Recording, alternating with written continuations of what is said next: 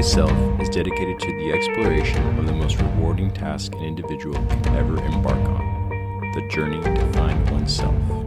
Our intention is to investigate the universal principles that have equipped our species to seek the treasure of all treasures, self-knowledge. With your hosts, Daniel and Eduardo, this is the Know Thyself podcast.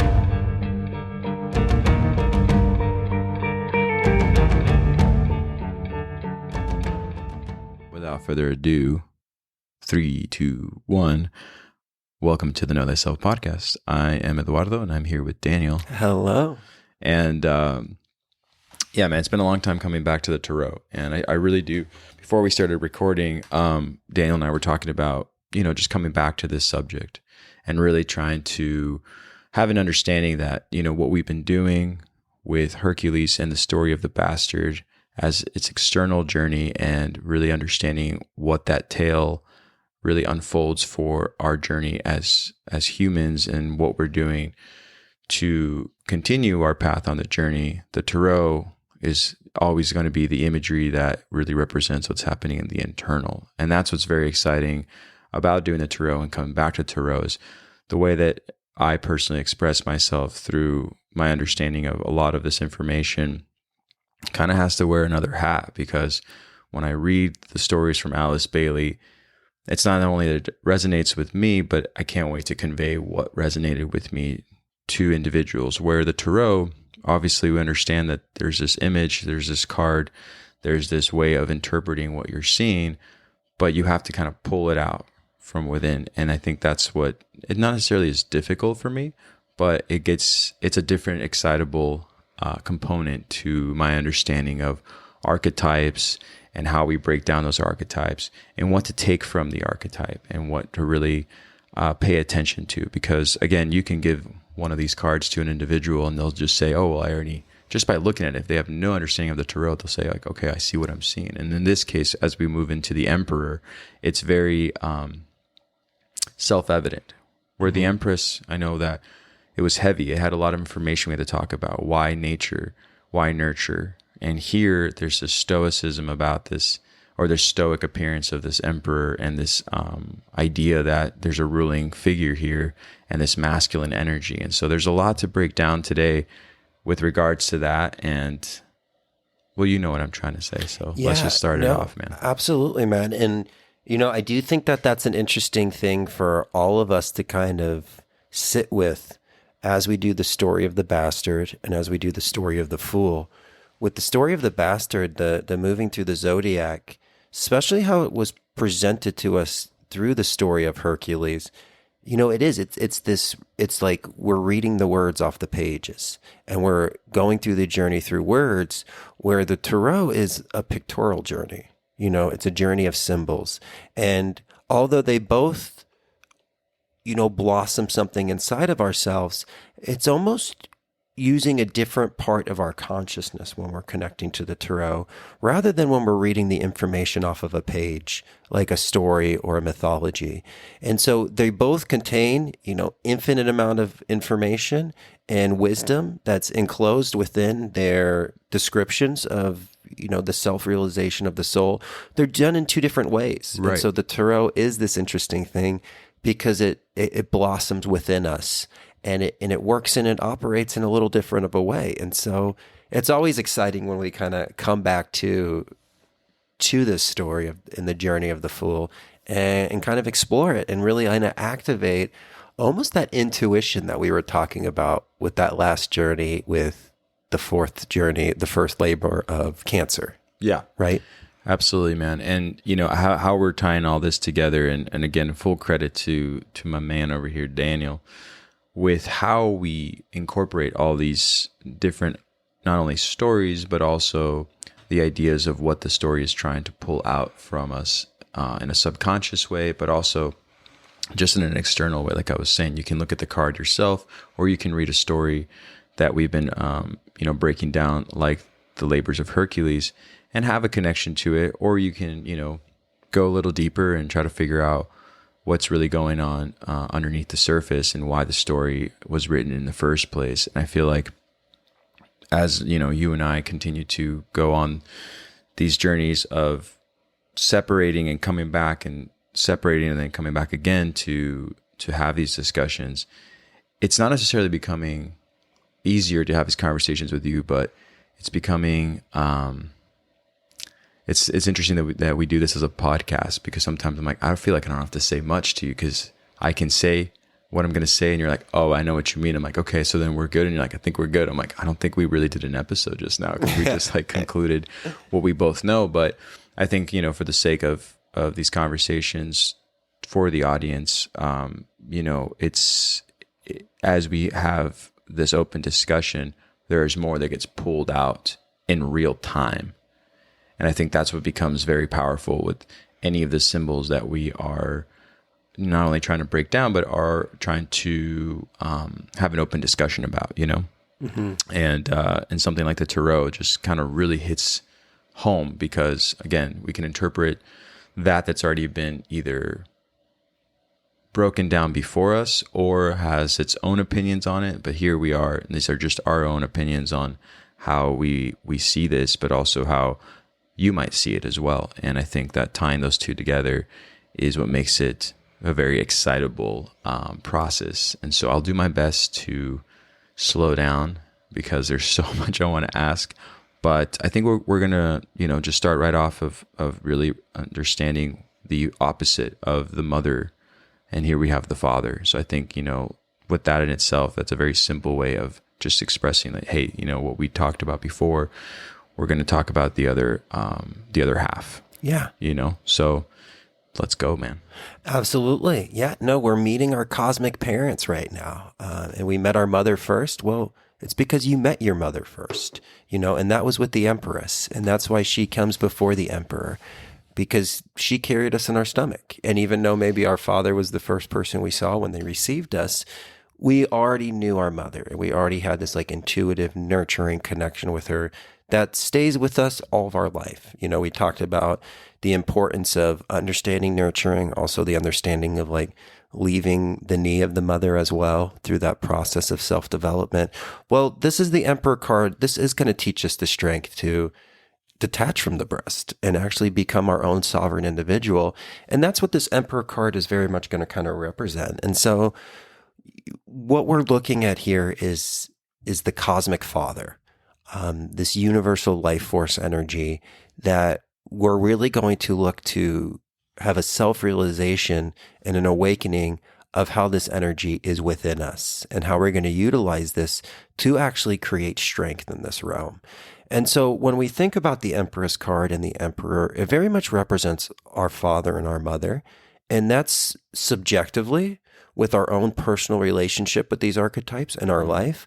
But it graduates out of there and it climbs out of there. And so we're going to really kind of look at bridging the micro with the macro as well today, and taking this, this expression of what our parents represented to us as these archetypes, but know that they were just a representation of it.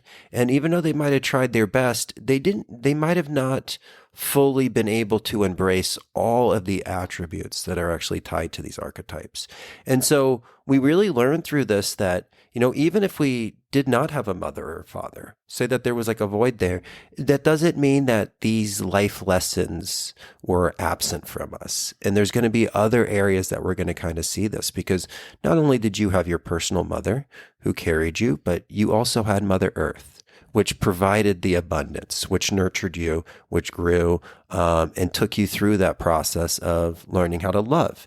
And we take that even a step further to that universal womb of life, which we kind of think of the void, more of the yin energy on a yin yang. And that's going to be like the macro expression of this, where our own personal relationship with our mother is going to be the micro. And we're going to be kind of connecting we're going to be connecting the above with the below today, and right. Seeing that, that pathway to it. Well, the father is going to represent the same thing. We have our personal representation of our father or the father figure in our life, but it's also going to be able to kind of climb up to the macro as well. And we're going to go from the father to kind of like our society in law and order. And we're going to keep climbing that up until we get to that universal life force, the the OG, which we like to call on this podcast, the original generator, or if you like to say the word God, whatever you're comfortable with. But that's what we're really going to be kind of looking at exploring. So, one of the things is if our parents didn't completely understand these archetypes to be able to present them to us, it doesn't mean that those are going to be a void in our life, because we've always had a mother and we've always had a father, whether we were orphaned or not. And that's kind of what the story of all of these are about, is that you've always been a universal child. And these energies are getting your attention, nurturing and creating strength for you from womb to grave. From womb to grave. No, that's great, man. I mean, I like that the way you're carefully sort of putting all this information down and actually giving people an idea that, it's not so much that you need to have a paternal influence, that influence is already within you. And you can find it with a lot of the things you do. I mean, even the single mother, can only do so much as far as nurturing their child before they have to implement another form of nurturing, which is discipline and structure, and a form that allows them to still convey what they want to convey as far as giving them and them being their children, some kind of life that involves structure, but also with kindness and love and empathy. And I feel like, as we talked about this in the series of Walking the Middle Path, this is still the middle path, even though we're talking about one-sided archetype away from the mother, the mother nature aspect to the Empress. You have this other form of nurturing in the Emperor, with nurturing society itself and creating that structure for society so they could basically evolve, comfortably without feeling oppressed in any kind of way, with that masculine energy, rather, that some people might misconstrue with the Emperor, thinking that, this archetype is all about discipline and it's all about being more callous, when in fact it's not about that. It's about being able to, again, give the opportunity for structure so that you can find the peace from within. I mean, even if you were just to go on a nature walk, and as a one-person individual, you have the intention of wanting to commute with nature and be out in some sort of, lone path, but you have to still pull a lot of discipline into yourself to make sure you have enough water and that you know where you're going and you're not getting lost. So even if the intent is to just go out there on your own, you still have to find some form of structure in order to get yourself back and to actually succeed on that journey. Just because you see the path, you should probably not risk it all if you're not going to get any benefit out of it for lacking some sort of either structure or concrete idea that would allow you to prevail in that little journey that you might go on. And so we are always tapping into both. You know what I mean? You can say that you find yourself having less structure, but you wouldn't be here if you didn't have some form of routine or some form of discipline. It just doesn't have to be expressed to the highest potential sometimes, to where people think it's an archetype of this masculine energy. And I think the Emperor kind of shows us that. You were saying that the king with the lower ego, and then there's the Emperor or the king with the higher ego, the higher self, is what they're really tapping into. And I think to tap into the higher self means to have that idea of what the nurturing aspect of the mother that we all have in us, should always be considered. You know what I mean? Should always be approached from within and not just rule the external for the sake of power. And I feel like that's something that we'll talk about here with the Emperor and everything it represents. Yeah, absolutely. Yeah, and we're gonna. One of the big conversations that we are going to have today is what true power is, and truly who the true Emperor is that's within us, and making sure that we're giving that life force energy to it rather than allowing it to almost be hijacked by like that lower ego. And so that's going to be something where we look at exploring. But yes, our parents are going to be the representation of this universal archetype that's playing out. And it's such an important role for us to walk that middle path. We need to love, we need to nurture, but we also need strength and foundation. And the first thing that we're going to kind of talk about is what true strength is and what do we build our foundation on. And this is a really important thing as we're continuing this journey, because foundation is everything. You can build the best house in the world, but if it's on a poor foundation, it's not going to last. It's not going to last time. And so what we're going to really see is with this Emperor card is we all have this desire for power, but the problem is we only see and perceive power from kind of, some through like indoctrination, from our upbringing.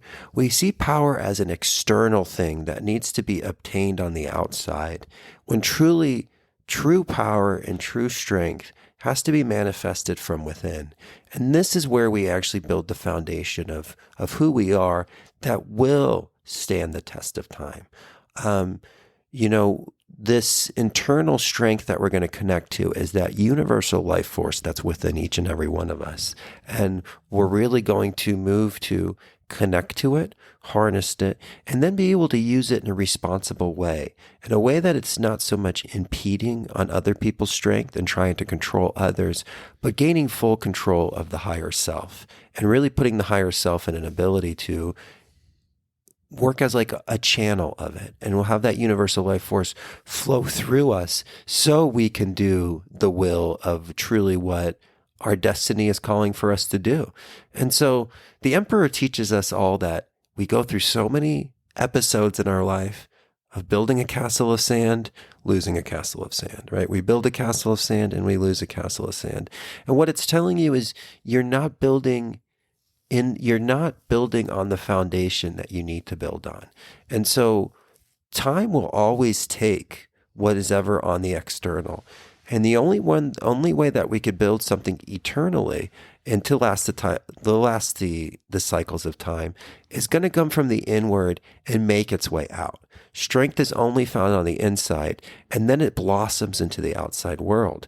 But so many of us are chasing and finding strength in the outside world that we hold on to it and we become attached to things, and we can't even, we lose things in it and we lose ourselves at the same time, when truly all we're trying to do to find strength is just to find ourselves. And that's what this Emperor is really going to kind of show us. It's really going to kind of teach us what foundation we build on. And the only empire we truly try to make is the development of our strong character, to be able to be the protector of this nurturing, loving side of ourselves. Because again, we don't protect the sacred feminine in ourselves because it's weak. We protect the sacred feminine in ourselves because it's worth protecting. And that's something that we're really going to kind of look to inspire in this conversation, because only the strong can love. And we brought this up last time, but that's what the Emperor is going to show us. Only the strong can truly love unconditionally. Only the strong can truly align itself to objective truth. And only the strong can actually become spiritually free, which are the three pillars of what all spirituality should be leading to. Whatever it is that your spiritual discipline is, and whatever you kind of call it, as long as you're tapping into those three pillars, it doesn't really matter what you're calling it, because those are the three pillars. That's what's going to be eternal. And that's what we build our empires on. And that's when we really crown the true king, which is the higher self.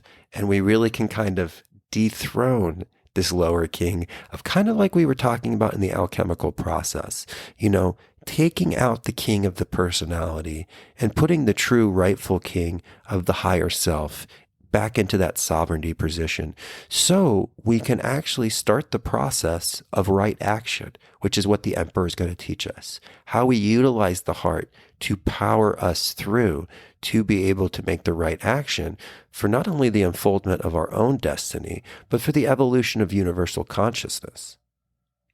Yeah, and it's funny. I've been thinking about this for a while, and I've said this a few times to you already, but in the last 2-3 years, in regards to studying Stoicism, I love listening to or reading about Marcus Aurelius and the way he approached, the situations that he had to face as an emperor. And one of the things that are very self-evident in most of his diary entries, if you read meditations or if you listen to an audiobook on meditations, is tapping into that side of himself that sort of sacrifices the power on the external and goes within in order to provide for his kingdom. And the kingdom itself recognizes that. And for that, they become stronger as a whole. So having that that idea of knowing that it's not just discipline, it's not just structure that aids society, but it's also having to bring in, the internal purpose of why you need that structure in order to have that spiritual development. You know what I mean? If you're living a life of chaos and no structure or no boundaries, it'll also be just as difficult to find the time to have that spiritual development and to connect to the higher self, if that makes sense. And I think that's something that he, as an example of being an emperor in his time, executed very well and used those attributes that we're talking about right now that are more the essence of the loving and more caring female aspects to our way of living than to being this ruling and powerful king that is just sort of using the external power for serving the lower ego, so. Yeah, absolutely. And we really, and again, with emperor and king, especially in the West, we really have kind of a tainted representation of what that true archetype represents, because we correlate it with the degrading nature of how we saw royalty throughout history. And so everybody kind of correlates it with, the royalty that kind of came more around like the 16th and 17th century and the 18th century, when truly the sovereign, the true philosopher, king or queen, is something that really goes back onto eons. And what that truly represented was a enlightened individual, right, whose main purpose was to create a society for the authentic nature of each and every one of its inhabitants to be able to be blossomed. Right. And that's what this true king is going to do. The true king finds its own authentic self, and it pushes that out into the external, but it creates a society of a just society, which is probably something that not a lot of us have a relationship with in the present day, but it presents a just society that allows a structure for each and every one of those individuals to blossom their authentic selves. And that's truly what a true, philosopher, king or queen would represent. And like you said, with Stoicism, and like what he wrote in his personal journal of meditations, right? That wasn't supposed to be published. He really was giving us almost a flash into the past of what true leadership is. And a true leader pulls the best out of you. It doesn't force you into a box. It pulls what is that universal life force out of you, and it gives you a space and a security to be able to blossom that. And that's what we're truly looking for. Our power comes with owning our own power, being still with it, understanding it on a deep spiritual level, but utilizing our power to help others shine their own internal life force out of them. A true leader is a mirror, and you see yourself and you see your potential from them fulfilling their potential. And through that, we actually create a strong society.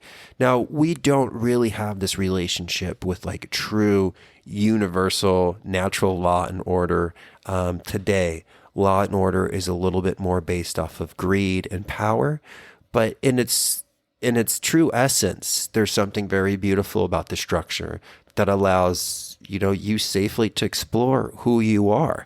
And that's really what we're going to be, kind of like trying to move into. But yeah, this foundation, this true foundation that we're looking for is found within. And like everything else, it's all found within and it moves out. And This foundation is that connection to this universal life force that is being operated within us, and it's never going to be found in the external and make its way in. That's building your castle out of sand. That is the dog chasing its own tail. But that's what we're constantly being instructed to do. Find it in your career, find it in your relationships, find it in your bank account. Well, all of those things are great things to establish, but you're only going to be able to create a unity with those things once you find the unity within. And then all of a sudden you find what you want to do to spend your energy on, which is your career. You love yourselves enough that you can give love to another person, and all of those other foundations, all those other things will come into place once the foundation of the higher self is established. Well said, man. Yeah, finding love within the structure is the key, not just seeking the structure for the external reward. And I think that that's where a lot of us, walk on these journeys, or the journey that we're all walking on, rather, that'll present itself a few times where, whatever you were chasing, whatever ladder you were climbing, before you took your first step to go up, were you already taking it with the idea of love and bringing in that nurturing aspect of what we spoke about with the Empress, will definitely guide us more successfully within the structures we're trying to create in order to ascend, versus just ascending with sheer will and power and no internal direction, Absolutely. The internal compass, finding that internal compass is going to be the way to really direct us on how to use our God-given power as creative individuals, and truly, putting ourselves in the proper place and, just gaining dominion over the self and not being ruled by our personality or our lower aspects or our negative thinking patterns or our, destructive emotional responses. Elevating above those and finding that internal power is what we're really kind of looking at. And, again, external power is always going to be a thirst that can never be quenched. And we will try and try and try. And it's just like, kind of going back to that connection with sand. It's like being thirsty and drinking sand and then wondering why you're still thirsty. Right. And we're always going to be kind of chasing that. And so, this universal life force is within you, and it's always been within you. And that's only where we're going to be able to find this and really kind of, push this outside of ourselves. And so that's what we're really going to be kind of looking at here, of this harnessing of our own internal force and utilizing it in a responsible way that not only creates structure and form for us, but creates structure and form for others, so they too can continue this journey of self-realization. That's great, man. I love the conversation between the external and the internal, because even a young child can look at the imagery that we're about to break down right now, and rather than having curiosity as to what disposition this individual has on their throne, they might be more enamored right away with the external idea of the power that they hold in this image. The throne that they sit on, the armor that they wear, the colors that are so vibrant that come at you, that make you feel like this is someone that isn't to be messed with, but someone I should also respect. But having an understanding of why you respect and why you would even follow a leader of a status like this is where the true gold actually lies. And I think that's something that's going to be presented to us over and over again through, eons of time of just trying to decipher between what we see and what we feel. And I think that this Emperor card kind of shows that to you right away, because it's us that have to uncover what this actually represents in the image. But it's the image that comes to you first that could deceive you into thinking, well, just the appearances of this individual are not only stoic, but they're stern, and they are maybe lacking empathy, and maybe they are in some sort of aggressive state of mind that has no room for weakness. But it's so far from that, and there are definitely ways to break this down as we take each image in the card. So do you want to just start breaking the card down now?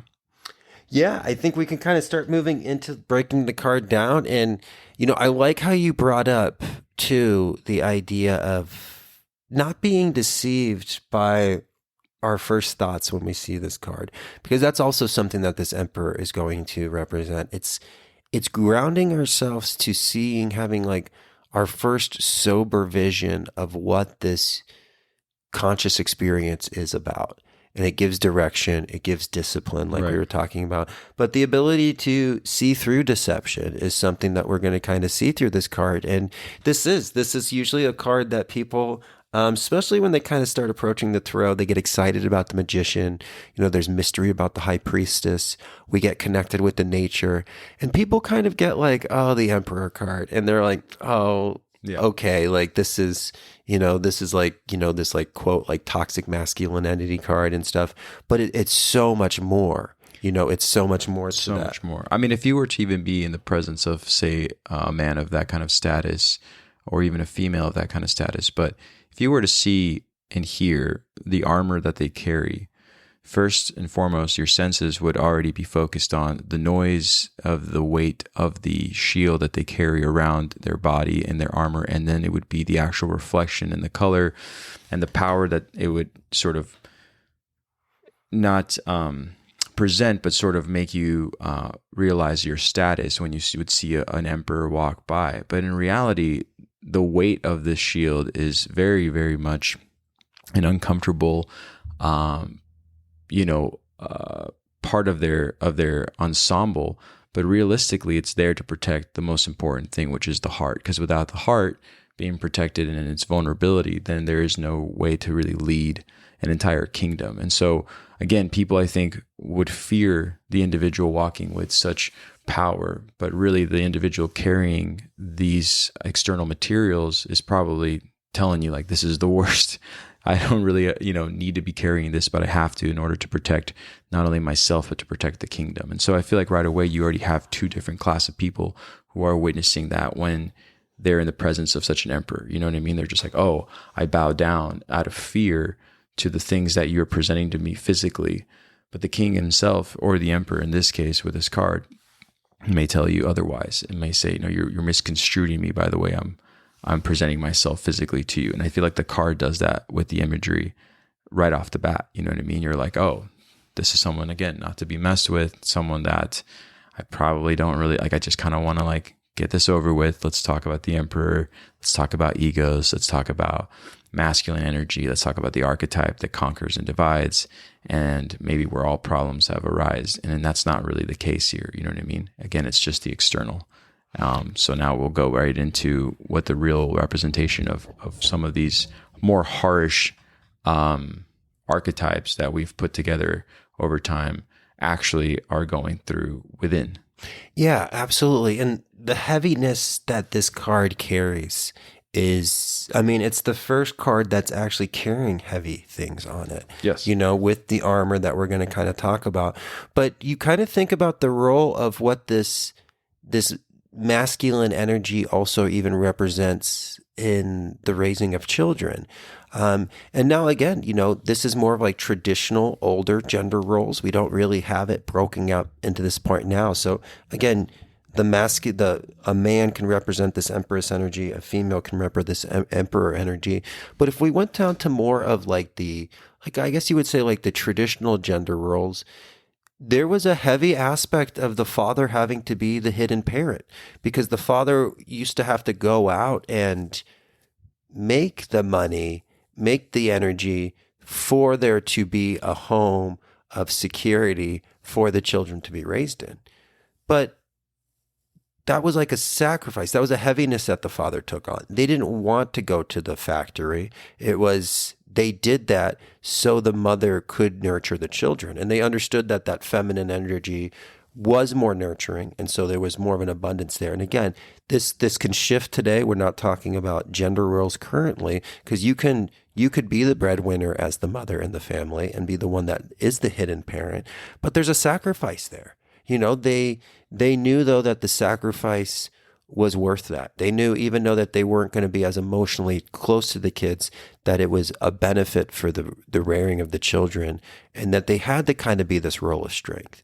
So even if this Emperor card wanted to, on a Saturday morning, just kind of lounge out, they knew that they, even on their days off, that they would have to be doing something because they were creating discipline, and always in the eye of the child, they wanted to show them what strength and meeting the resistance of life was all about. And so, that father role, and again, this can go from both, even, same-sex marriages, single parents, or it could be just completely flipped. And we could have like a father that's in the nurturing role and the mother who's out in the career.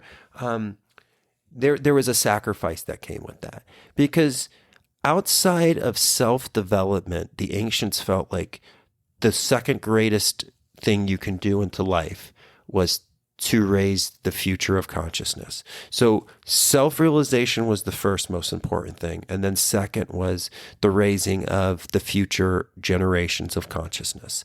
And those were the most important things. And so this was a sacrifice that was done. The work wasn't seen as this thing to escape the family. It was seen as like a sacrifice for the family. And now again, those roles and even our changes with our relationships with careers have evolved today. But this was the heaviness that kind of came with that father energy of even being like, hey, I can't be as emotionally close as the nurturing parent, because I do need to be this example of strength and foundation for them. And so there's a heaviness that kind of comes with being that strong role model, which this Emperor represents. And again, it can go both ways on that. So don't feel like we need to send me an angry email. I know that, we have both of these energies kind of being represented, but always in, even in any kind of relationship, there's usually going to be more of this Emperor energy taken by one parent and this Empress energy that's taken by the other. And they can switch as well. At certain times, one could be the other. But this also shows us, just how much we need to support single parents, Right. because they have to play both of these roles. And we always give, raising children, I do feel, is outside of self-realization. I do kind of relate with the ancients. I feel like that's one of the most important things we do. So a big shout out to all of the parents out there, for all of the sacrifice you make so consciousness in life can continue, and continually evolve in the way that is going to be beneficial for the future. Absolutely, man. No, I'm glad that you're actually, bringing that up. It is very important to, again, once we start breaking down each of these smaller components that make up the entire Emperor, this part of the Emperor is within all of us, and just like the part of the Empress is within all of us. And it's just having the ability to know when and how to tap into that energy in order to provide and sacrifice ourselves for the greater good, being that in this case, raising either a family or trying to aid a society that might have, either been misguided from the previous Emperor or from the previous leader, without really having to have both components. We always talk again about the duality and walking the middle path, pulling from both sides to basically be the best version that we can of ourselves, by having those elements within us, combined and help us, along the way to have an understanding not only of ourselves but of those around us. And I think that, yeah, I really do appreciate you giving the shout out to the single parents. I know that, shout out to my mom, she helped raise two boys on her own, and she did have to use a lot of both sides of her energies. But, when my dad was around, I always thought it was interesting that, quick side note, and Mom, I'm sorry that I'm throwing you under the bus here, but I was way more afraid of my mom than it was of my father. My mother was the only one who did the more physical discipline, or was a more disciplinary individual, I should say. And my father, though, was like this looming presence where my mom could use that card whenever she wanted to and say, well, wait till your father gets home. I'm like, oh man. And yet there was never anything that occurred, but just hearing that, I was like, oh man, I don't know what's going to happen. And I think that was how she would pull that sort of energy out, in order to instill sort of a discipline without there being any physical repercussions or any kind of like verbal cues that would make us realize we've done wrong.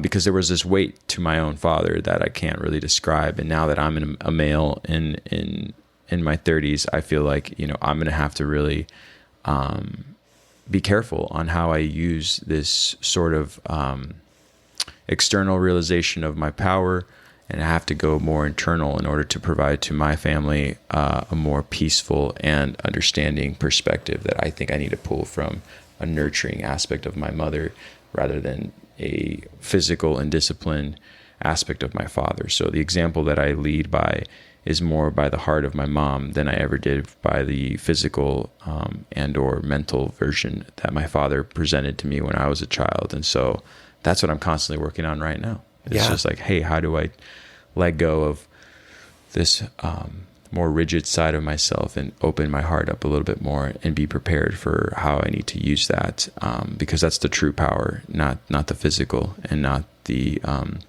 sheer volume of your voice and again, physical power that you want to emanate in order to get attention. You know, the true power is within, and it's a hard discipline to actually, you know, focus on. But once again, I just said it right there. You need discipline in order to pull that out. And so you still need those components that the Emperor is going to be showing us here. And so, again, let's go right ahead and break them down now. Well, yeah, man. And, you know, I'm a cat dad, so he lets me know every day that you got no power here. You got no power here. But it's very true, man. You know, the mother's going to teach us the key to immortality is through the heart. The father's going to teach us that the only empire we could build is our character. And again, you know, we can represent that mother and father as the empress and the emperor. And just remember that these both components are operating within each and every one of you, not an attachment to the physical gender, but just understanding that there is, you know, a positive force and a negative force. There's a protruding and a receiving. And that's what we're really, you know, kind of looking at here. And so, yeah, man, where would you like to kind of jump on in on this card that we're both kind of gazing at right here? Yeah. So, you know, I know sometimes we go from the bottom up and sometimes we go from the top down. I think we should go from the top down, first and foremost with the numerology, and this being the fourth, but the fifth card, because as you said before, when we started this journey of the Fool, you know, we started with 0, and yet this card is number 4, but it's the fifth of the archetypes that we're breaking down so far in this journey of the Tarot. So let's talk about 4. I mean, you see 4 quite a bit here. I mean, even in just the 4 corners of the throne of the king or the emperor with the ram, and we'll talk about the significance, obviously, of the ram energy, but you know, the 4 is very apparent, even if you were completely oblivious to any of these symbols and what they are and what they mean. You were to hold this card in your hand, the card itself, you know, shows you right there on all 4 sides something that's going on aside from just the number itself above. And so 4. Yeah, absolutely, man. And again, what a perfect number for this sign of creation. You know, and that's what 4 is really talking about. 4 is going to be form. And I mean, you can hear the word 4 in form. That's why that word form was connected there. The phonetic root of it is 4. And so there's a connection right there. And 4 is going to represent not only the 4 elements of creation, it's going to represent the 4 directions. You know, it's going to represent everything that is almost in this reality. And that's even when the cube, absolutely. Or the square, or right? Square, because the cube would be a lot more. That's going to be 6, right? Yeah. But what is the cube is just an extension of that. And 6 is going to have a lot of connections with 4. You know, even when you go 6 plus 4 gets you back to 10, which restarts the whole cycle. And so, yeah, this is going to be kind of like a whisper of what's kind of coming next. Right. But 4 is also what you call a very balanced number. There's, you know, it's got structure to it. It's concrete. And 4 really represents, you know, spiritual and abstract concepts being collapsed and bringing down to form. So 4 really represents the spirit being pulled down to earth. It represents order, firmness, the ability to focus, you know, thoughts, solving problems. 4 is really going to kind of allow us to operate within the elements and be able to solve the problems of this external reality.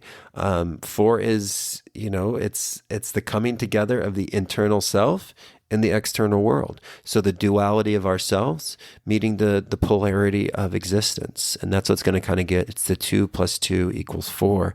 And so there's a lot of connection with structure here.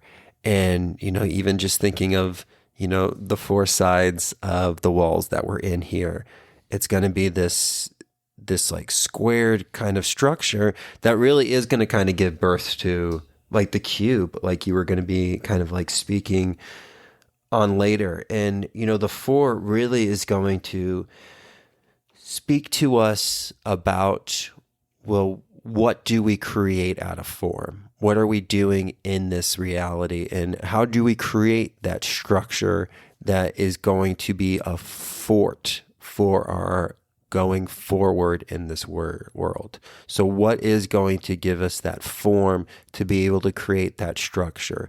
And just think about all the words that start with FOR, and the phonetic foundation that is established there. You really kind of start to see how much is implicated even in the English language with the number 4. And again, really looking at the phonetics of words is going to give us a deeper understanding of not just becoming a deaf Phoenician and just knowing a word from its definition. It's going to give us a much more deeper understanding of these words and why they were created in the way that they were. But that's what 4 is going to very much represent. It's going to represent this structure. And again, what do we build? How do we build in this realm? What do we build from? And we spoke about this earlier. It can only be built from the inside. And that's where strength is found, is from the inside.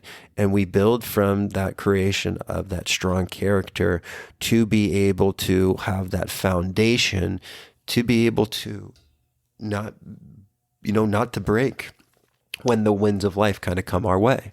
Absolutely, man. Yeah, I think, like I said, I know I kind of already, jumped a little bit ahead, but even when you look at the structure that he sits on, the throne itself is very much this sort of angular, very right angle, very, very well-formed throne that he sits on. But every corner for the throne itself has that Aries energy. It has that ram, that it represents, on every corner of that form. And so we already broke down Aries before all this. And, I know we don't have to like rehash all of everything that we opened up in the conversation about Aries, but I think it's just imperative to see that every point on these right angles has that ram energy, Yeah, absolutely. And, just thinking about the 4 with the idea of the right angle. Again, this is the right angle we don't see a lot of in nature. We don't see a lot of 90 degrees angles. So this is very much going to be a representation of, intellect and how the right angle is used to create foundation in this realm that we perceive as like chaos, kind of as nature. Right. And this is going to allow us to use our intellect to be able to create structures, to be able to meet the resistance and the dangers and the test that nature presents to us. And so, yeah, that's a great thing to think about. Again, this is why the right angle plays such a big role in masonry. This is why it plays such a big role in like esoteric carpentry. There's a deep significance to the right angle and just the intelligence that is afforded to us as human beings. And so, we think about this 4 here, but like you said earlier, we also know that esoterically, this is the 5th card of the tarot, because the Fool card has been denoted the number 0.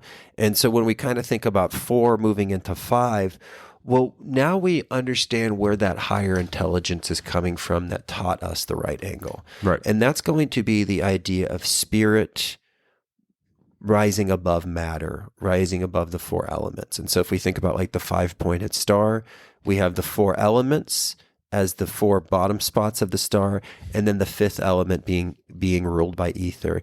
And that's the higher intelligence that we tap into to be able to see the miracle of the right angle, to understand the unique capacities of our intellect and the boundlessness of our intellect, and how we utilize ourselves to harness that energy to help with further creation and help us better utilize the tools that we were presented to from the Creator, and utilizing it in the assisting of this evolution of consciousness.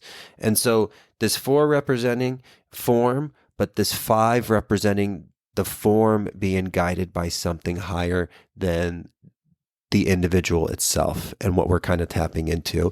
And that's truly where this true leader of the self is going to operate from, by connecting to that ether, connecting to that intuition, and utilizing that intuition to help guide the right action, to help guide us in creating that foundation that is going to be able to meet the test of time.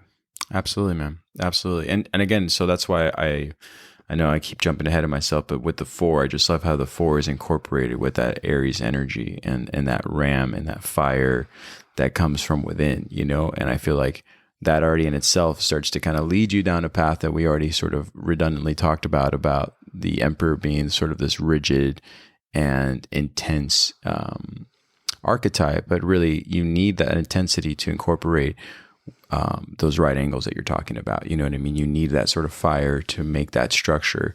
And yeah, so so when I know when we talked about Aries, you know, in the first of the zodiac signs, I like that, you know, we brought its aspects of its positive influence and also how it can be used negatively. And here you have a lot of that with the Emperor, you know what I mean? And how we represent the Emperor itself and how he uses that ram energy. Absolutely. Yeah, no. And, you know, with this throne, it was through the Emperor's willpower, strength, and discipline that it chiseled this throne out. And it's the idea of chiseling ourselves down and sculpting the individual, you know, sculpting away the dross, sculpting away the, you know, the impurities of ourselves, and getting to that true universal foundation that's within us. Well, it's like the gemstone of Aries is a diamond. Right. And absolutely. So you talk about removing the dross, and it's like the same, you know, it's just like chiseling it out, you know, really putting it out there to find its true value, its true form from all the noise and all the clutter and all the, you know, the mud and the gunk that's attached to it, you know, that we need to remove. Absolutely. And, you know, a diamond is only formed through internal pressure. Right. And raising the pressure of the self-unfoldment. And talking about how this Aries is, you know, only can be really tapped into when we switch from that energy being protruded out of us and actually turning it inside and inward and taking that head first energy into self-exploration and really diving headfirst into who am I? And kind of connecting to that. And so you're absolutely right. You know, this is the structure, this is the form, and this is the foundation that's going to allow us to stand firm in our principles. You know, we're not just rolling around. It's not just a rock that rolls from one side to the other. It's stable. It's formed into the earth. And so this shows the idea that this Emperor is also grounded in its principles. It's grounded in what it knows. It doesn't just sway with the trends. It doesn't just sway with the popular opinion. It stays firm into what it knows is true. And that was only through this inward exploration that it had. And the beauty about it too, as well, with that throne is the color, and that color of gray. And this also represents the in-between of black and white. And we almost represent the middle path that kind of makes its way through here. And the depolarization that is so important, not being bounced around like a pinball, but more finding the middle path between the polarities that were presented. Because what the Aries tells us when we go within is polarity is a universal law that needs to be understood in this realm. But the only reason we have polarity is because the wholeness of the universe had to be broken down into parts so we could perceive it through this construct of experience. But in its true natural form, there is no polarity. It's oneness again, and the positive and the negative meet. And so what we really find here is the individual finding that center, finding that grounded middle point to where we can actually operate. It's, when we're polarized, we are completely to the whims of what the world is presenting to us. And even if we feel like we're resisting something that we see as negative, we're actually gaining assistance to it because it's still generating energy from that polarity pull. It's like we become the pendulum, where really we want to kind of get right into that middle, into those depolarized areas of what happens when you can really find that way. And then you can see both sides of a situation. You can see with clarity. And so this very much represents with this gray color, the shedding of illusion and seeing things for how they truly are. And that's what the Emperor is looking straight at us with this gaze, because he sees how he truly is and what he truly needs to do. And he's also looking at us in a way of, I truly see who you are. So there calls something out of us here where he calls out to say like, no, I see the goodness in you. I see the potential in you. And it pulls it out of us when we see this card. It inspires us. And we'll kind of go back to his gaze that he's so set on us. Because even though the Empress is looking at us, and the High Priestess was looking at us, and the Magician was looking at us, there's something that pulls something out of you. There's an excitement that kind of comes. And almost like this thing of like, I can do better. When you see the Emperor card of like, no, you're right. I can do better. I know who I can be. And because the Emperor sees who you are, not who you're acting like, or who your cycles and patterns or your lower personality is tricking you into being. But the Emperor looks at you and knows truly who you are. And we can only look and give people that gaze when we truly know who we are. And there's something very powerful about that. When somebody who's really connected to this divine masculine energy holds their gaze with us, it pulls that higher self out of ourselves, and the gaze alone can be inspiring. And so, yeah, no, absolutely. And really quick, I wanted to add to. I think it's fascinating. You're talking about the depolarization and the color of the throne, because if I may, the way I had interpreted the color is that it's colorless to the point where it's almost showing you that there is no importance to the structure that you might think has power on it. Mm-hmm. You know what I mean? If you were to seize that throne, so say you were to conquer the kingdom or conquer the palace and walk in, from a far distance, you see everything that you wish you could have. But when you approach it and actually get to that colorless stone right angle throne, you're kind of like, well, what can I do with this? Mm-hmm. And he has that gaze that's sort of saying nothing. Mm-hmm. Like, I am not the things that you wish you had here in this seat, in this position that he sits in. He's more like looking outward. He's looking at you more like, no, like, you already have what you need inside. Don't look at what I have right here in this external. And that's what I liked about the color, is that right away, everything is so colorful in this, except for that throne, to where I'm like, oh my gosh, like, there's nothing I can do with that. It's just, it is what it is. It's just a seat that he sits on.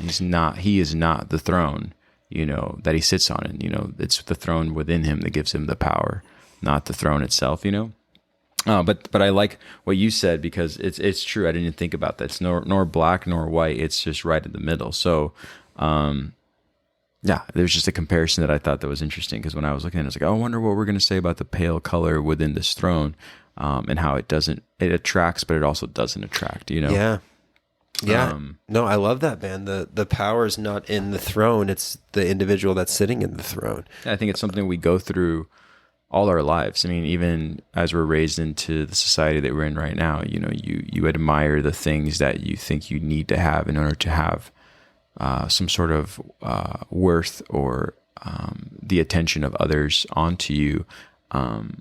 But realistically, like, there's nothing you can do with this throne. You can't lift it. You can't take it with you, and you would have to just sit there mm-hmm. in order to feel like you have any kind of position of authority. But if you sit on a throne, you won't immediately inherit any kind of power or authority.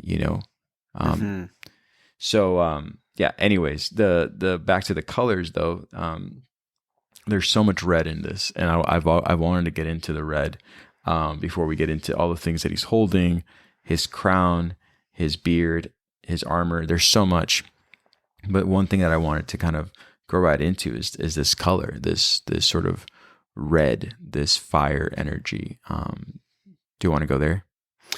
Yeah, absolutely, man. And we kind of spoke a little bit about the armor that's like underneath it, and we'll kind of, go back to it. But obviously, the red is going to represent the masculine energy that is very much the divine masculine that this card represents. But one thing that you notice too is the idea that as you get closer to the top of this card, and you get closer to his heart, the red actually changes its tone. It goes from like a lighter fire red to more of a darker red. And what this is going to show is the idea of the closer our action is to the actions of the heart, and divinely instructed right action, in doing the action of the heart and connecting to that universal yin void energy that we actually kind of saw with the Empress. And so this is showing a connection to the void. It's showing a connection to the universal mother.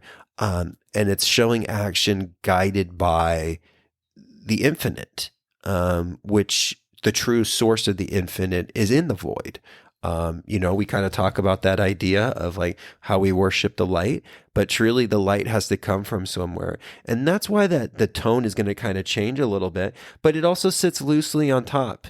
And so it's also that idea of like, we have the armor, but the armor's not on display. There's still this like beautiful design that's put over it. And this really shows that like we want to have stability. We want to have strength. We want to be at any moment be able to protect our peace and the peace of the ones we love, but we don't have to put this in people's faces. We don't have to parade around in our armor with our sword and be always asking for the fight. We're ready for when the fight comes, and that's what the Emperor is really going to show us, There are dangers in this reality that we have to protect ourselves from. And, because the universe is evolving through us, it expects us to, if we are met with something like having to protect our life, it is expecting us to protect ourselves. It's expecting us to protect our families and the ones that we love. It's not one of those things, there's always that question of like, if somebody's like a true pacifist and somebody's like murdering your family, could you take up arms against the person who's like hurting your family? Well, the Emperor would be like, you damn right you should. And it would be like, I don't want to talk to the Creator when I get up there and be like, why didn't you protect your family when they were hurting your family? And be like, well, I'm a pacifist. And I'll be like, well, I'm not saying like go out and fight somebody, but if somebody is coming and trying to take your livelihood from you, you're universally expected to protect yourself. Right. And that's what the Emperor is showing, is just like, hey, you have to protect your peace. You have to protect your body and your vehicle of your soul so you can continue evolving. Now, this doesn't mean we go looking for fights, but this definitely means if a fight, obviously we're always going to try to diffuse the situation. But you are asked to protect yourself in this reality. And that's, again, it kind of seeing through some of the illusions that kind of presented to us. The Emperor shows us that, but it's not on full display. It's not like we're out there looking for the fight. But if we are pushed against the wall, we are asked to protect ourselves. Absolutely. And that's kind of what I was saying earlier about the shield. I think that, when you see an individual of power that has this armor over them, it's not that they're ready for to start a fight, but more so protect what's important when the time comes and when they need to really act on defending what's most valuable in their life. And I feel like he carries that very well in this, because all they're showing you is the lower side of himself with that shield. It's only about his shins and his knee that shows you that he's wearing the armor, but it's what's above the armor that's more important that needs to be presented versus what's underneath. You know what I mean? So yeah, I think that's and I didn't even think about the color, the contrast there, where the color that is closer to the heart is this sort of blood red, versus this lighter red that's on the lower side of itself. You know what I mean? Right. So yeah. No, very fascinating, right? And again, there's a reason why, Pamela Smith, it wasn't just because she ran out of light colored marker or paint, it's because that was done with intention. We really kind of see that, and you really do see that almost like the shield design that's on his left shoulder, which is the closest aspect to his heart. There's even a unique kind of pattern there too, to again show that there's something guiding right action, and there's a flow that we really are trying to tap into, that allows us to kind of produce that and really kind of make that work. If that makes sense. Yeah, exactly, man. And it does. I mean, again, there's this whole idea that we've talked about, the right side, the left side. We've talked about, the male aspect to, or I should say the male energy aspect to our brain, and then the left side and with the female aspect, and what one represents over the other. And I think that, it's obvious that every time you look at these individuals who have done such a good job of creating this imagery, and what it represents, show you that with the right and the left. And right away in his right hand, he holds that Ankh. And I think that that's an interesting, obviously a very intentional way of putting the Ankh in his right hand. But, the Ankh representing that, the Egyptian symbol of life. So he has the approach of protecting life, but from not necessarily just a practical standpoint, but a standpoint of direction. And again, that Aries energy that requires force, but not in an aggressive way, more so in, again, a structure that protects that life. You know what I mean? Absolutely. Yeah. And that right hand is such the receiving the feminine, right? And so that Ankh is really acting as a conductor of taking those higher energies of direction from that universal life force and bringing it down. And this 4 sign, this number 4, is all about the spirit falling down to form. And this is using this as like a conductor or a transmitter to connect to that higher self through that energy of the Ankh. And the Ankh, like you said, the cross is going to rule life, and the circle above it is going to rule eternity. And so we have life connecting with eternity, and that Ankh is going to show us what gives us eternal life. And those are the components that we've always been speaking about really in this season of, objective truth, unconditional love, and spiritual sovereignty. And, we say that 100 times in every podcast because we really could say it 1,000,000 times more, because it's the 3 most important things that we've ever spoke about here. And it's what everything is concluded to. It's the lowest common denominator of what spiritual work is. And so that golden Ankh is showing that the perfect conductor of this universal life force energy. And this is where the higher will comes in. This is where the higher consciousness communicates to the body of what the right action is to develop and, unfold the soul, because again, we talk about that idea of right and wrong, being like a thing that kind of gets argued in the esoteric and the occult. But the emperor, just like when we talked about nurturing, there's a right way to nurture a seed and there's a wrong way to nurture a seed. Well, the emperor is going to tell you the same way. There's a right way to build a house and there's a wrong way to build a house. And so where we can kind of get caught up in these conversations of there's no such thing as like right or wrong or good or evil, the emperor is going to say like, well, when you're building a structure, like you want to build it on a good foundation. Right. You don't want to, there's a reason why you build where you build. And so that's what the emperor is kind of telling us there, and using that Ankh to give us that higher guidance, and to be a conductor and to let that universal life force energy work through us and realize that we're a transmitter of this. Consciousness is not found in the brain. The brain is a conductor or a transmitter of that higher consciousness energy that's working through us. And that's what this Ankh is showing, that we're actually utilizing our consciousness to be tapped into the highest octave that we possibly can reach at that moment. Absolutely, man. Absolutely. One thing I didn't want to pass on, I know we're going to go back to his facial features, but I always love seeing that there's a youthfulness to his face, yet the beard being as long and gray as it is shows you how much time and wisdom he's already experienced, or how much experience he's had within his time on this physical realm. But it's not necessarily at the end of the road by any means. It's just enough to sort of show you that there's wisdom behind, everything that he's acquired. Again, he's not giving up. He's not on a decline. He's still very much emanating this strong personality, I guess, through the image. But again, the wisdom that follows through. Right, absolutely. And again, this is showing with the number 4 with wisdom. It's because this is the first time that the card is putting right action into place.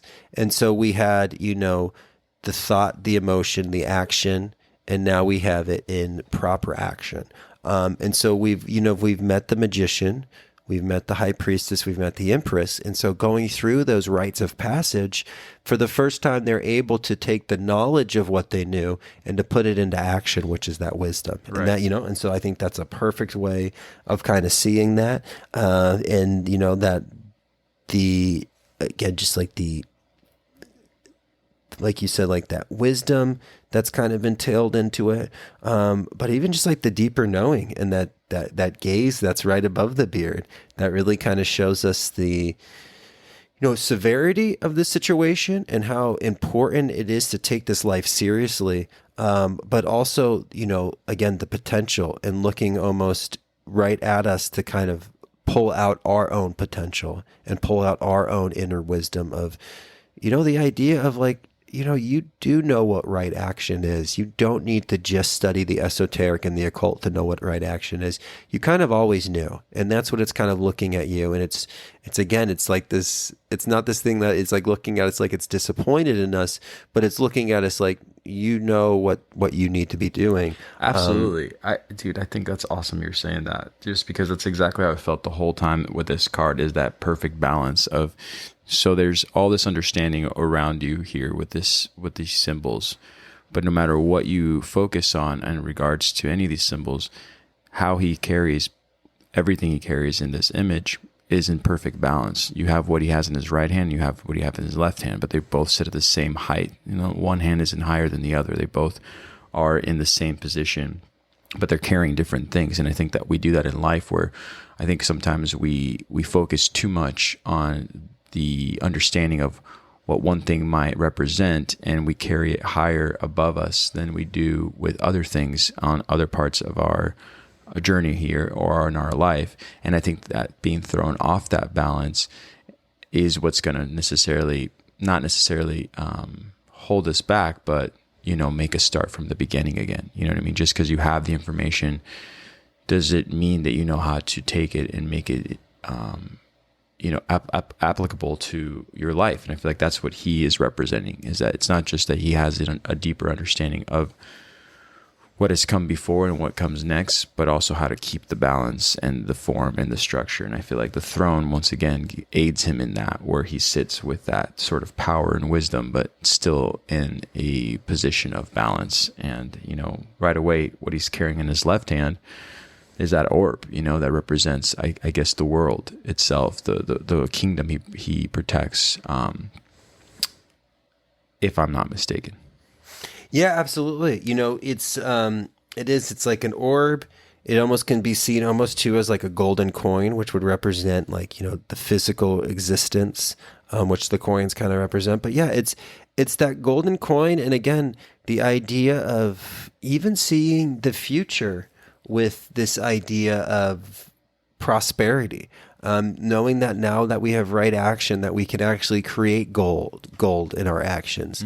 And that alchemical process is now an active component within ourselves that we found internally. And now it's moving out to be able to create, almost get that like Midas touch, and to create gold in our physical reality.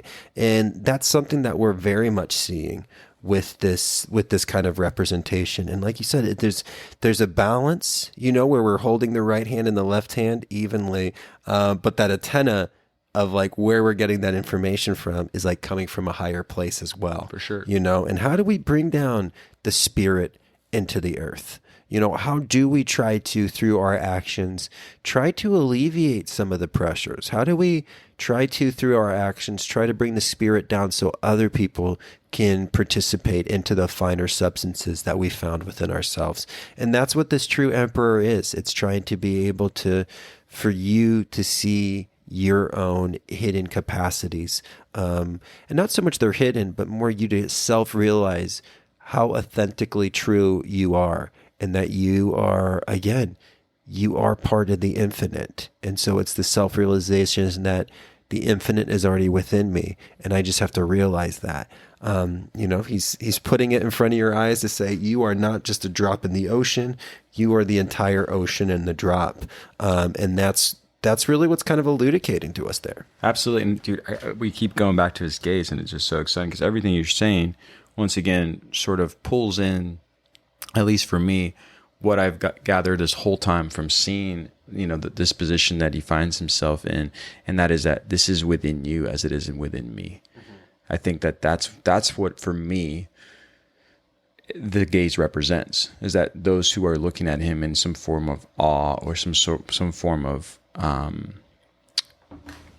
lower self, looking up at him. He's looking right at you. He's not looking down at you. He's looking over at you, saying, you are me and I am you, and we can be in the same position if you allow for that balance between the micro and the macro to come together, as I have done myself throughout the time that he has been the emperor. You know what I mean?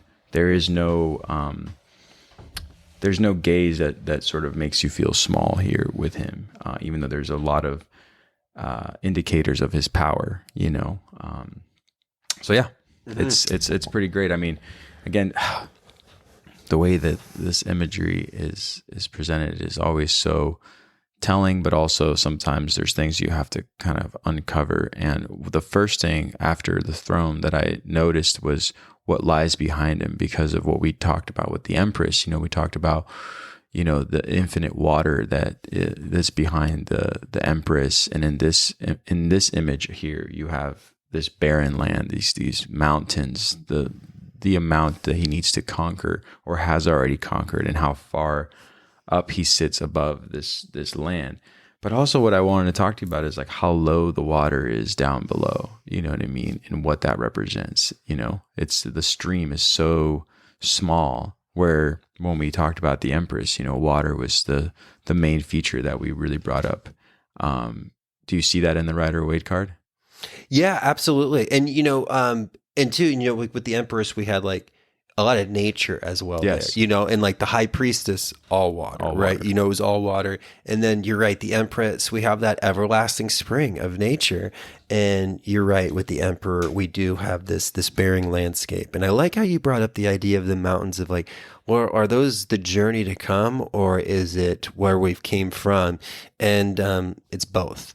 Right. It's not only looking towards the future and having that stability to climb to new heights and have that stability to go on that adventure, but also to show us where we've been, and it's almost like a snapshot of the zeitgeist of us on our journey. But yeah, the barren landscape here is a quite contrast to the abundance of like fruit and vegetation and wheat that we see with the Empress, and even the water.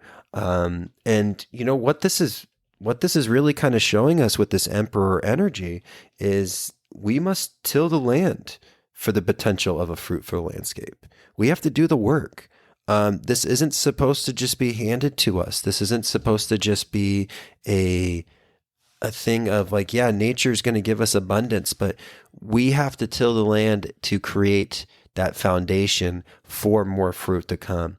And this is going to be really the idea of the focus, seeing through the deception, and having that ability to, if the Empress is like you said, like a doorway, the Emperor is like the window to focus in on that energy. Yeah, right? yeah, we were talking about how that discipline and that structure can be, used as that metaphor for a window to looking out into that world that, we still must consider, but, out a window and out of a frame, there's sort of a more precise gaze that is being directed through that structure, where the Empress is, I remember the dress is so flowy, it's so big because she's also, will be bearing a child, but also to the left of her is that stream that's coming down of that water and the nature all around her. Where with him, rather than seeing much of the nature on one side or below him, or it's very, again, back to angular, it's just very much like a very narrowed perspective of what lies behind and what is in his world.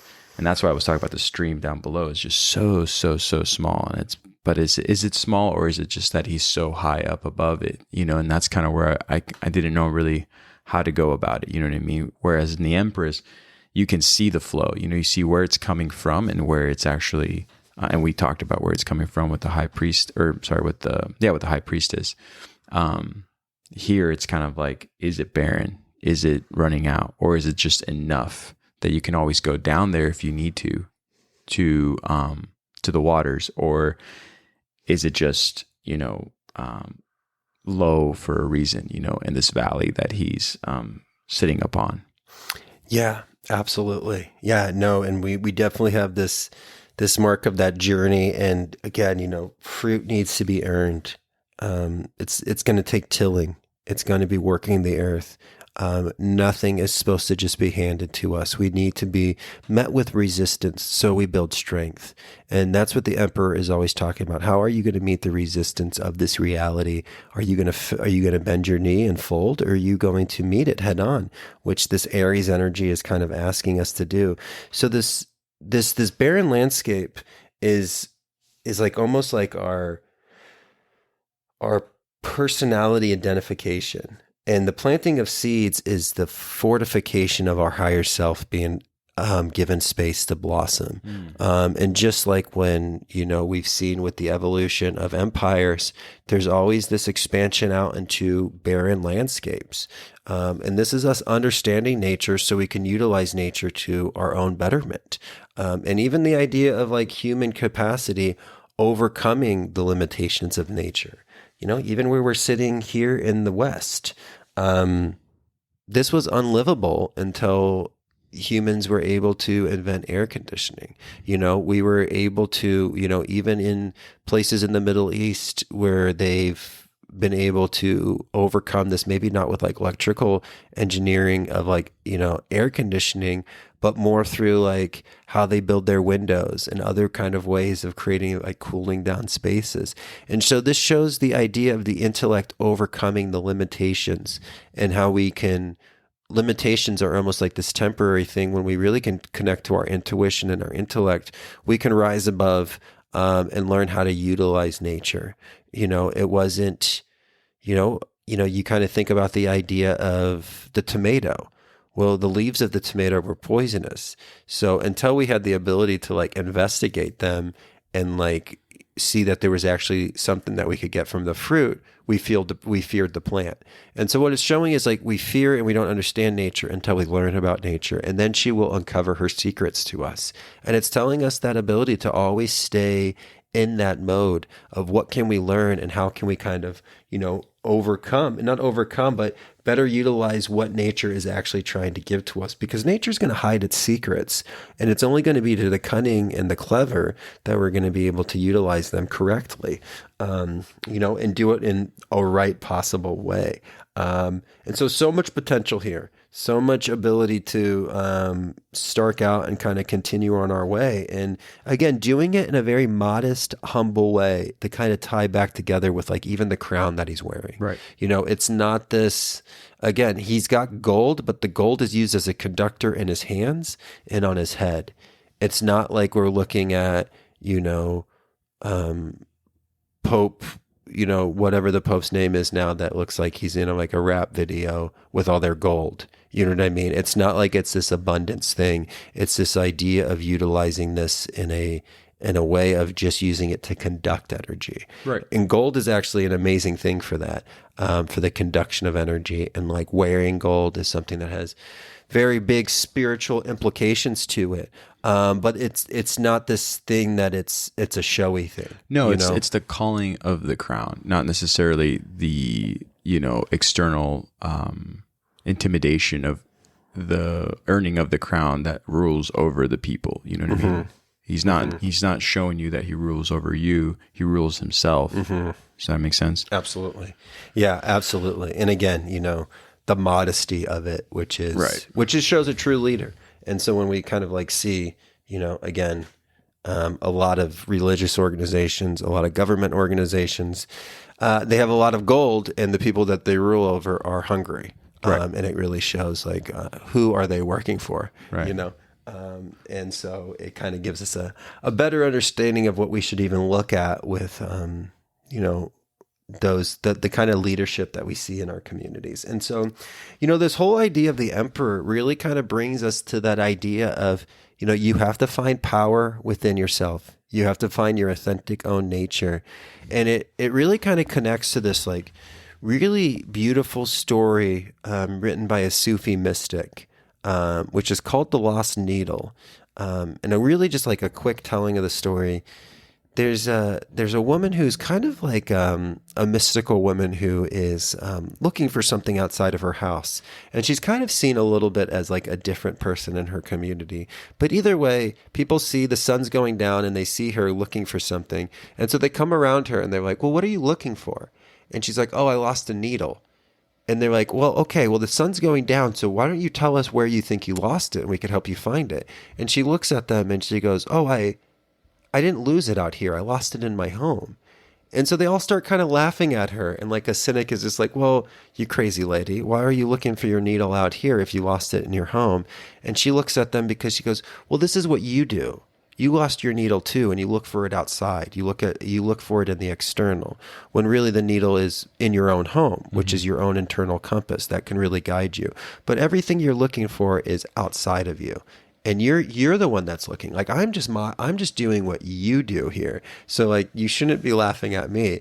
And there's such a relevance that kind of comes with it with this Emperor card, because how many times do we look for our bliss? How many times do we look for, the universe in the external? And now Mother Nature, the love that we connect with people, can be representations of it. But the only way we're going to actually try to find this true needle, which is our internal compass, is going to come from within. Right. And that's the only place that we can really do. And we can chase and chase and chase our tails, build castles out of sand. But it's never going to be the sustaining foundation, formation of the true spiritual unfoldment, which is ourself, that can only come from within and move out. Well said, man. Well said. I mean, force, structure, discipline can all be used to dominate, but it can all be used to serve. And I feel like the emperor knows his place and who he needs to serve. And I think that's the important lesson here, is that the words that I use may have negative connotations, but the power that comes from them can be used for the greater good rather than to serve the lower self. Right, absolutely. And checking ourselves and being okay with seeing that, as long as we make a change to that pattern, and knowing that this lower self is always going to try to gain control back. We take out the tyrant king, but it always makes its way back. And, always just checking ourselves with that strength and that foundation to know that we can meet it on any battlefield that it shows up from. And we'll defeat it with our, we'll overcome it, I should say, not so much defeat it. We overcome it with our foundation, our principles, and putting right action into place. Because once you see the universe inside you, there's no looking away. There's no looking a different direction. Once you see the true reality for what it is, there's no kind of going back into the matrix. And, we even learned that the story was Cypher in the Matrix. Even if you try, it doesn't end well for you. Interesting story. We talked about this Emperor card being an interesting card to talk about, in this time of Cancer that we're in, which is such a within the shell emotional sign. And we're talking about this like external protruding force. And so, we did it though, we pushed through that resistance, which was kind of calling us to kind of stay within ourselves, I think this last week. Yeah. And like you said in the beginning of the episode, before we even hit record, it's coming back to the tarot. There's an interesting way of expressing what we have an understanding of, what more we need to understand, and what we want to really convey from our lessons, and what we take away from the tarot and the Rider-Waite card, and also the time and place when these were created and these images were presented to us, and how applicable they are to our lives today, in contrast to what we do with the journey of Hercules, of the bastard. I feel like that one, that story will keep unfolding as we keep doing these episodes, and it lends itself so differently. But that's what's beautiful about all the things we talk about on this podcast, my man, is that, there's no real right way. There's only the way that we, what we take from what has been left for us, and how we apply it for something more positive and greater in the external world that we live or find ourselves in right now. And so when we started talking about the Emperor, I had so much to talk about. I didn't even go into psychological pinpoints that we've talked about before with the father figure, because it wasn't even really necessary. I think that what we said was plentiful, and I think it was enough, and it wasn't redundant to other things that we've talked about with masculine energies. And I think, honestly, man, you did a really good job at keeping it to where everyone can relate to this. It's not just about being a male archetype. We've talked about this before, female, male, whatever we're talking about here. It's the representation of what happens within, and how we have a duty to use both sides or all sides of ourselves in order to fulfill the greater purpose. And so I love talking about the tarot with you, man. It's so much fun. Yeah, man. And again, this is an endless conversation. This is like a scratch and sniff sticker that we did with this card today, and we just gave it one little whiff. And so there's going to be more to come. Yeah. I know this is something that we want to continue on, with the membership videos, and definitely be looking forward to the full course that we're going to kind of create with all the tarot, and even give a little bit more direction on utilizing this as a reading. And so you can kind of interpret them even more, rather than looking at these macro archetypes, but it's good to start with the universal, and then we can make our way down to the personal. Cool, man. Thank you again to all our patron members. Thank you again to all our listeners. This is a listener supported podcast, and so we really appreciate everything that you guys are doing for the greater good, and for aiding us to continue these conversations between Daniel and myself. And so again, I've said this before, and I'll say it again and again, your patience is key for while we're building this foundation that we hope to reveal so much more information on in the near future. So anything else, man? No, absolutely, man. No, thank you for the always big thanks to each and every one of you. But other than that, until next time, my guy. Until next time soon.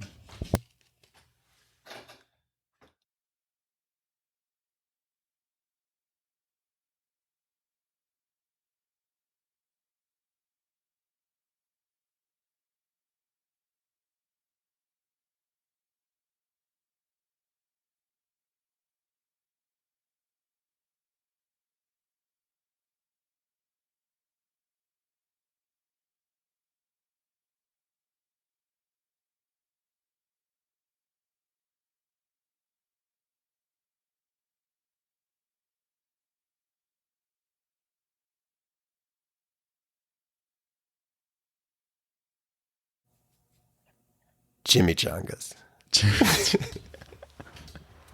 It's a fun word to say. Isn't it such a fun word? Chimichangas, enchiladas. Yeah, Mexican food, man. It's just fun going in and coming out of your mouth. It's something to do with the cha, because I've never wanted to dance more than just the cha-cha. Right. But I think only so I could tell people, I know how to do the cha-cha. Mm-hmm. Yeah, I remember when I was in Spanish too, in high school, the first time I learned the verb charlar, I was just oh, that's forever. And it's just the chit chat. I never talk about to chit chat in English, but I use that anytime. I'm are you guys just charlandoing over there? Oh man, I think you were a Latin American in another life. I really do. Well, cool, man. You ready?